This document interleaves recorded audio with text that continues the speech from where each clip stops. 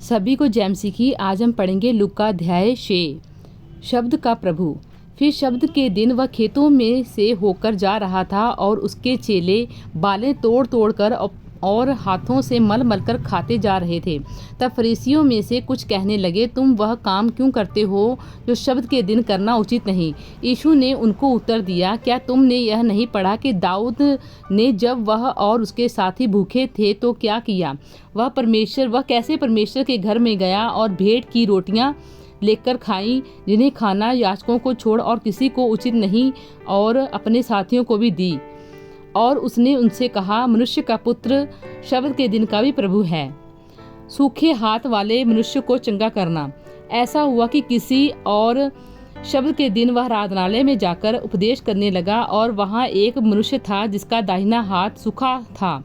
शास्त्री और फरीसी उस पर दोष लगाने का अवसर पाने की ताक में थे कि देखें वह शब्द के दिन चंगा करता है या नहीं।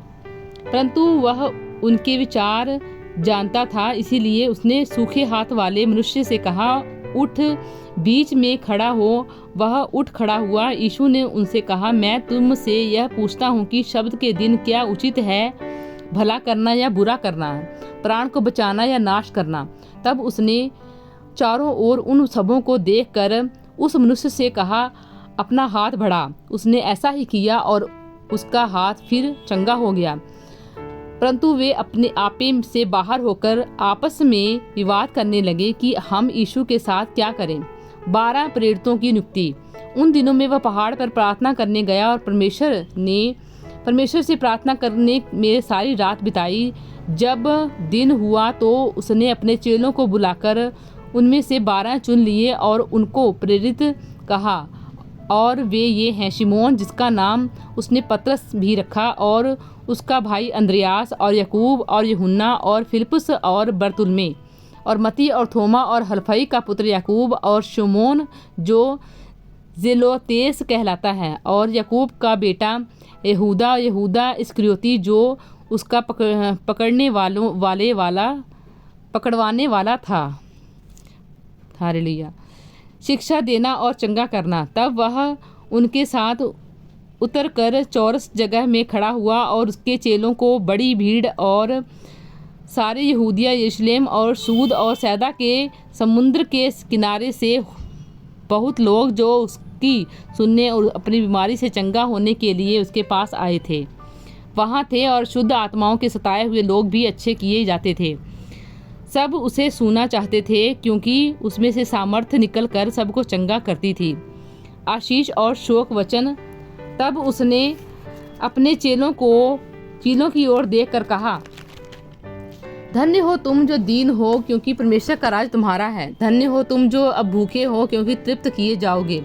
धन्य हो तुम जो अब रोते हो, क्योंकि हंसोगे। धन्य हो तुम जब मनुष्य के पुत्र के कारण लोग तुमसे बैर करेंगे और तुम्हें निकाल देंगे और तुम्हारी निंदा करेंगे और तुम्हारा नाम बुरा जानकर काट देंगे।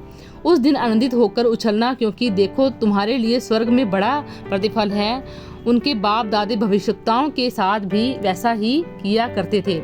परंतु हाय तुम पर जो धनवान हो, क्योंकि तुम अपनी शांति पा चुके। हाय तुम पर जो अब तृप्त हो, क्योंकि भूखे होंगे।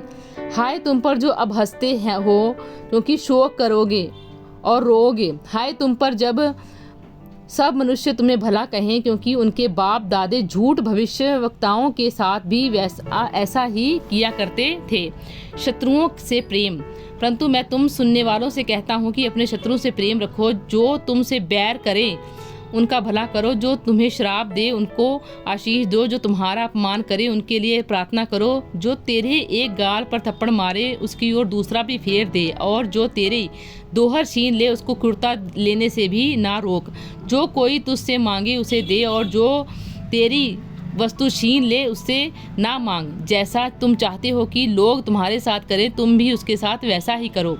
यदि तुम अपने प्रेम रखने वालों के साथ प्रेम रखो तो तुम्हारी क्या बड़ाई, क्योंकि पापी भी अपने प्रेम रखने वालों के साथ प्रेम रखते हैं।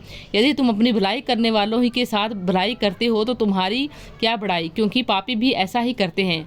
यदि तुम उन्हें उधार दो जिनसे फिर पाने की आशा रखते हो, कि तुम्हारी क्या बड़ाई, क्योंकि पापी पापियों को को उधार देते कि उतना ही फिर पाएं। वरन अपने शत्रुओं से प्रेम रखो, भलाई करो और फिर पाने की आशा ना रखकर उधार दो, और तुम्हारे लिए बड़ा फल होगा और तुम परम प्रधान के स्थान ठहरोगे, क्योंकि वह उन पर जो धन्यवाद नहीं करते और बुरों पर भी कृपालु है। जैसा तुम्हारा पिता दयावंत है वैसे ही तुम भी दयावंत बनो।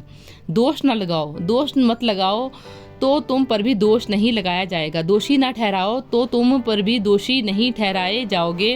क्षमा करो तो तुम्हें भी क्षमा किया जाएगा। दिया करो तो तुम्हें भी दिया जाएगा। लोग पूरा नाप दबा कर और हिला कर उभरता हुआ अपनी गोद में डालेंगे, तुम्हारी गोद में डालेंगे, क्योंकि जिस नाप से तुम नापते हो उसी से तुम्हारे लिए भी नापा जाएगा। फिर उसने उनसे यह दृष्टांत कहा, क्या अंधा अंधे को मार्ग बता सकता है? क्या दोनों गड्ढे में नहीं गिरेंगे?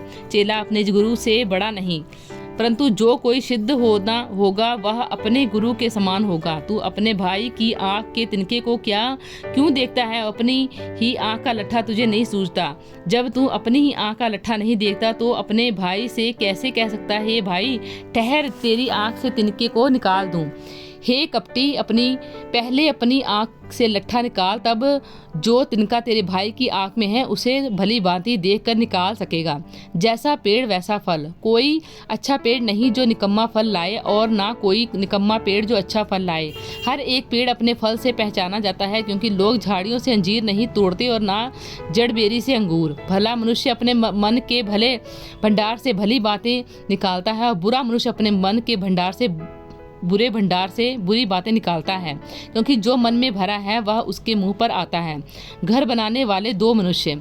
जब तुम अपना कहना नहीं मानते तो क्यों मुझे हे प्रभु कहते हो? जो कोई मेरे पास आता है और मेरी बातें सुनकर उन्हें मानता और तुम्हें बताता है कि वह किसके समान है, वह उस मनुष्य के समान है जिसने घर बनाते समय भूमि गहरी खोद कर चट्टान पर नींव डाली, और जब बाढ़ आई तो धारा उस घर पर लगी, परंतु उसे हिला ना सकी, क्योंकि वह पक्का बना था। परंतु जो सुनकर नहीं मानता वह उस मनुष्य के समान है जिसने मिट्टी पर बिना नींव का घर बनाया। जब उस पर धारा लगी तो वह तुरंत गिरा पड़ा और गिर कर उसका सत्यानाश हो गया। प्रभु इन वचनों द्वारा आपको बहुतायत से आशीष दें। आमीन।